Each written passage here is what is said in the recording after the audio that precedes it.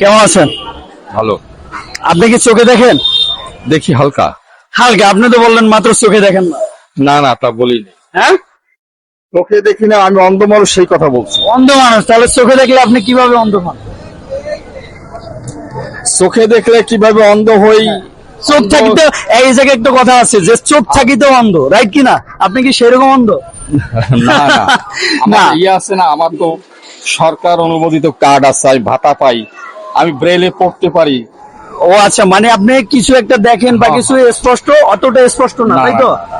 তো ঠিক আছে, তো আপনার আমরা জাস্ট যদি ওইভাবে আপনি যদি সম্পূর্ণ না দেখতে পেতেন তাহলে আপনার জাস্ট আমরা একটা পরীক্ষা নিতাম, কিন্তু আপনি যেহেতু সামথিং দেখতে পান সেক্ষেত্রে আর সফল হলেন। ঠিক আছে, তো ভালো থাকবেন। তারপরে আমাদের সৌজন্যতায় আপনাদের দেখে ভালো লাগছে, আর যেহেতু মুরব্বী মানুষ, ঠিক আছে, সেক্ষেত্রে আমাদের পক্ষ থেকে আপনার এটা রইল। এই জায়গায় কয় টাকার নোট বলতে হবে?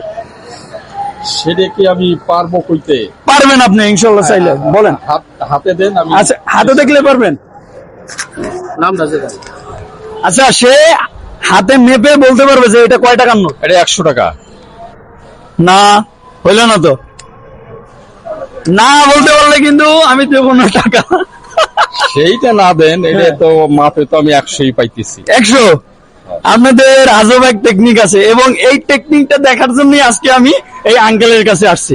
তো আপনি আল্লাহর রহমতে পারছেন, ঠিক আছে, আর এই টাকাটাও আমাদের পক্ষ থেকে আপনার। তো ভালো থাকবেন, ঠিক আছে আঙ্কেল? আচ্ছা, পরীক্ষায় পাশ করছি। হ্যাঁ, পরীক্ষায় পাশ করছেন, ঠিক আছে, আর নামাজ টামাজ তো পড়েন, আল্লাহর নাম নিয়ে দোয়া করবেন, ঠিক আছে?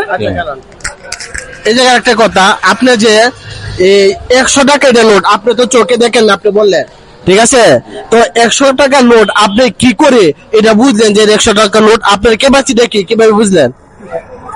এটা হলো ওই টাকা হাতে নিতে নিতে হ্যাঁ। মনে করেন একটা ভাঁজ দিয়ে একটা মাপ মাপ নিলে বোঝা যায়, আর কি, বুঝছেন না? মানে হাতের হ্যাঁ। মাপ অনুযায়ী, হ্যাঁ, মাপে। মানে 10 টাকা, 10 টাকার মাপ, ছোট বড় আছে, ইয়ে আছে।